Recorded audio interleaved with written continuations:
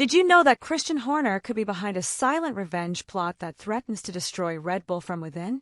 It sounds like something out of a Netflix series, but this is happening in Formula One, and the effects could be felt as early as next season.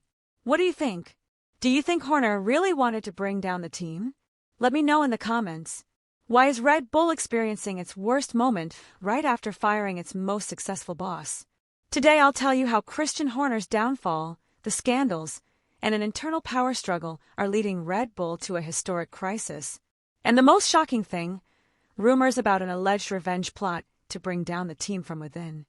To understand why Christian Horner's departure has triggered an unprecedented crisis at Red Bull, we must first go back to the origins of the storm.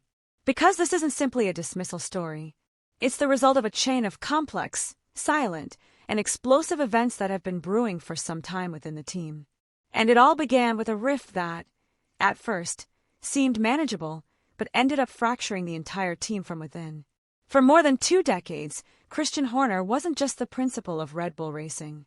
He was the architect of the empire, the man who led the team to 6 constructors' titles, 8 drivers' titles, and 124 victories. But that legacy of greatness began to falter in February 2024. It was then that an allegation of inappropriate conduct filed by a team employee was made public. Although Horner was cleared following an independent investigation, the damage to his image had already been done. And the worst was yet to come. The situation worsened dramatically when, just 24 hours after his acquittal, 79 files containing alleged WhatsApp messages of a sexual nature began circulating. These screenshots were distributed anonymously to nearly 200 key figures in the paddock, including team principals, Liberty Media executives, and members of the FIA. This episode, known as the Horner Leaks, not only reignited the scandal but also placed Horner under brutal scrutiny at the most delicate moment of his career. This scandal was not an isolated incident.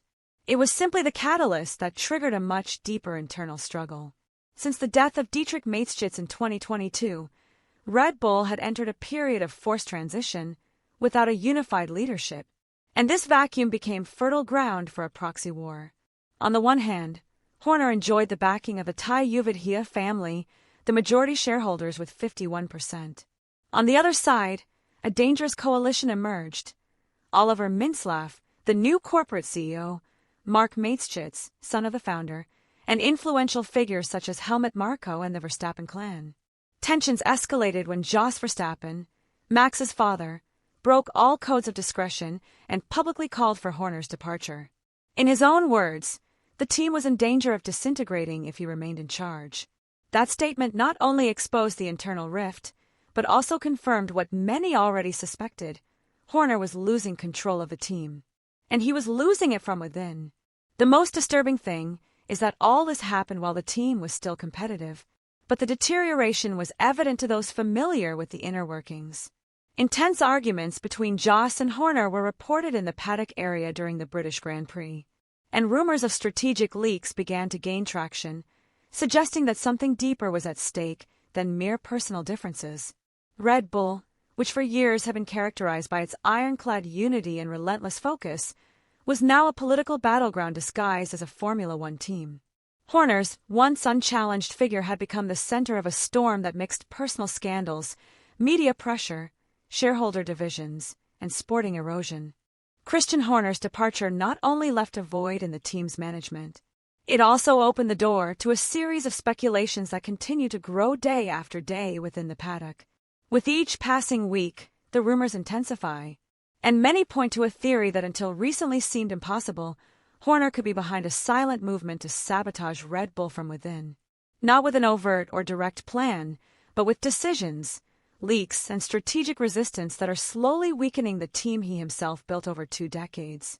Although there is no concrete evidence to confirm the existence of a revenge plot, there are elements that fuel this suspicion.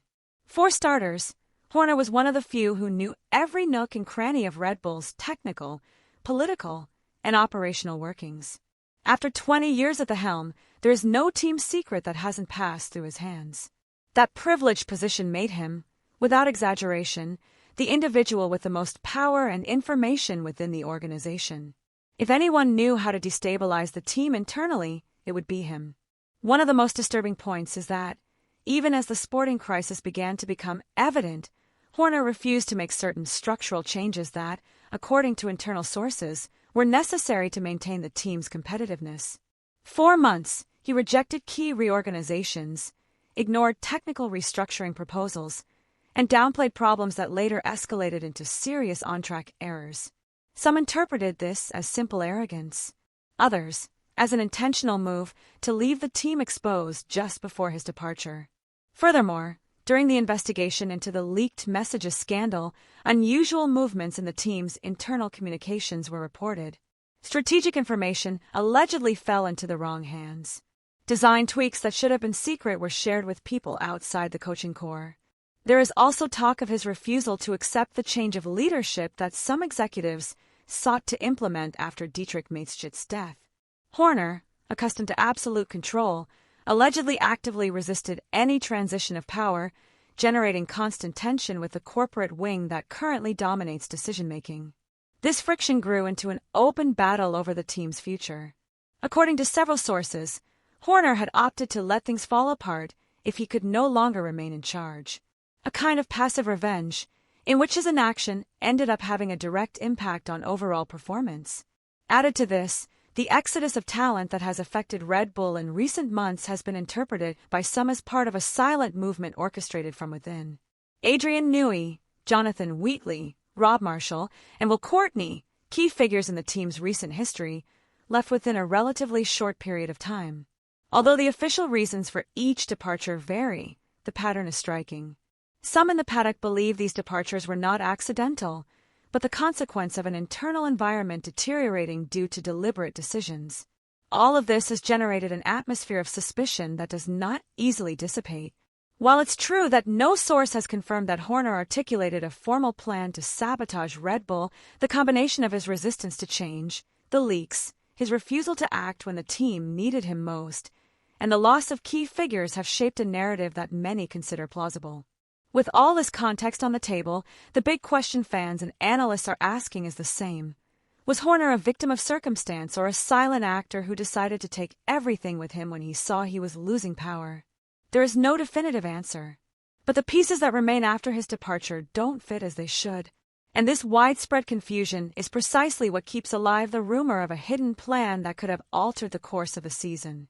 As rumors of possible revenge gathered steam, tensions within Red Bull reached unsustainable levels.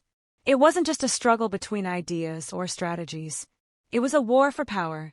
And at the center of that war were two sides with opposing visions for the team's future.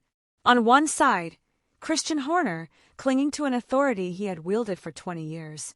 On the other, a new leadership current spearheaded by key figures such as Oliver Mintzlaff, Helmut Marko, and Jos Verstappen himself. The dividing line was no longer professional. It was personal, and what was at stake was not just the team's present, but its long-term survival. Since the departure of Dietrich Mateschitz in 2022, the balance of power at Red Bull had become fragmented. Horner still had the backing of the Juvidhia family, the majority Thai shareholders, but that support began to weaken as scandals mounted and results declined. At the same time, Mintzlaff, Red Bull's new head of corporate projects, was gaining ground within the corporate structure. His vision was clear: to professionalize the team, reduce internal crises, and modernize the management model. Horner didn't share that vision, and his refusal to relinquish control ended up putting him in the spotlight. In the midst of this conflict, an unexpected but decisive ally emerged: Jos Verstappen. Max's father put aside any diplomacy and got straight to the point. In March 2024, he publicly declared that Horner must leave if Red Bull was to survive as an elite team. His words weren't flung into thin air. They were a calculated warning. Faced with this situation, Horner tried to resist. He denied the rumors, stood firm in his decisions, and avoided showing signs of weakness in front of the press. But internally, his position was no longer sustainable. Finally, on July 9, 2025, Red Bull announced his departure with immediate effect. There were no ceremonies or tributes, just a terse and definitive statement closing the most successful chapter in the team's history. Behind that message lay the evidence of a decision that was much more than administrative. It was a declaration of intent. Red Bull was choosing to move forward. Horner was left behind. But although the dismissal was official, the rift that had created his image didn't disappear. The damage had been done. The technical structure weakened, internal leadership was called into question, and team morale hit rock bottom. Red Bull had won the political battle, but the price it paid for that is still felt in every race, in every qualifying session, and in every point lost in the championship. And just when it seemed the conflict was over, the most important question still remained unanswered. How will all this affect Max Verstappen? Because although Horner is no longer with us, the conditions demanded by the Verstappen clan have yet to be fully met. The first impact is already being felt in the most visible area, the team's performance. The RB21 car, which was supposed to consolidate Red Bull's dominance in the 2025 season, has been described by some experts as the team's worst car in over a decade. But sporting performance is only part of the problem. The real collapse begins with the loss of human capital. In less than a year, Red Bull has seen the departure of key figures such as Adrian Newey, Jonathan Wheatley, Rob Marshall, and Will Courtney, men who, together, built the foundation of the team's success. Their departure not only implies a loss of experience, it represents the disappearance of institutional knowledge, the breakdown of functioning internal dynamics, and the obligation to start almost from scratch. On a reputational level, the situation is also dire. The Red Bull brand, traditionally associated with innovation, aggressive sporting activity, and young leadership, now appears linked to scandals, internal divisions, and controversial decisions. Sponsors, who value stability as much as visibility, are beginning to question its continued presence. And if one thing is clear in F1's financial ecosystem, it's that no team, no matter how successful, survives without the support of its commercial partners. The outlook isn't definitive, but it is alarming. Red Bull still has resources, young talent, and a solid foundation to recover. But the window of opportunity is closing rapidly.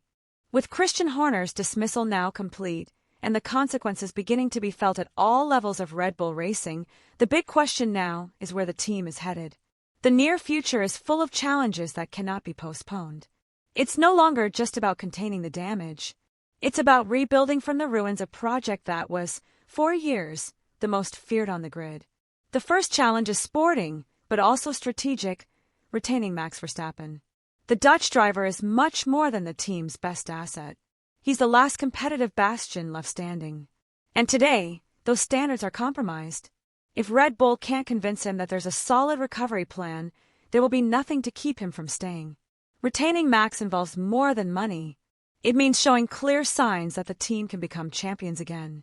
And that includes resolving, once and for all, the issue with the second seat. Tsunoda hasn't been up to scratch so far this year, and his inconsistent performance not only affects the track, but also impacts car development, race strategy, and the team's ability to compete in the Constructors' Championship. The second major challenge is technical. The arrival of the new regulations in 2026 will mark the beginning of a completely different era in Formula One. More efficient hybrid engines, sustainable fuels, the elimination of the MGUH, and a technical approach that will test the innovation capacity of all teams. In this context, the Red Bull Ford project becomes an all-or-nothing gamble. If the collaboration with Ford doesn't reach the expected technical maturity, the team could fall far behind manufacturers who have spent decades perfecting their power units. Another critical point is leadership. Laurent Mekies has taken over as team leader at one of the most difficult times in its history. Despite having a solid track record in F1, what he faces now is unprecedented, leading an urgent reconstruction with the entire paddock watching. He will have to make quick decisions, correct structural errors, and at the same time maintain team morale high in an environment still marked by the fresh wounds of the Horner era. It's not just about managing, it's about inspiring a group of people who have just lost their historic figure and need to regain confidence in the project. Red Bull's near future is full of questions. Will Mekies be able to consolidate his leadership and unite a fractured team? Will Verstappen regain confidence in the direction of the project? Will the Red Bull Ford engine be competitive from day one? Will Tsunoda have a future in the team, or will we see a radical lineup change? All these questions will be defined in the coming months. All of this occurs on a schedule that doesn't wait. Every Grand Prix is a new test. Every qualifying session, an opportunity to confirm or deny that Red Bull remains a dominant force. What until recently seemed unthinkable is now a reality that shakes the foundations of Formula One. Christian Horner's fall not only marks the end of a golden era for Red Bull, but also exposes an uncomfortable truth. No empire, no matter how successful, is indestructible. Behind the brilliance of titles and victories, there was a structure already showing signs of wear and tear, internal fractures that ultimately could not be contained. The result is a disoriented team with key figures out of the project, a car that doesn't meet expectations, and a future that depends more than ever on a single person, Max Verstappen. And this is where the story takes on an even more dramatic dimension. Because everything that has happened in recent months, from internal scandals to technical deterioration, has left the Dutch driver at a crossroads. At this point, what seemed like just a rumor has transformed into a concrete possibility. Horner is no longer with us, but the impact of his management and his departure is still present. The consequences have yet to fully manifest. The team must face a dual mission, regain lost confidence and prove it can be reborn without its historic leader. But time is ticking, and the competition doesn't wait. Every decision counts. Every silence counts, too. And now I ask you, what would you do in Max Verstappen's place? Would you trust a team that is in the midst of rebuilding, or would you look to other horizons? Perhaps Ferrari, perhaps Mercedes, perhaps a completely new project? Your opinion matters. Leave it in the comments, and don't forget to subscribe to the channel.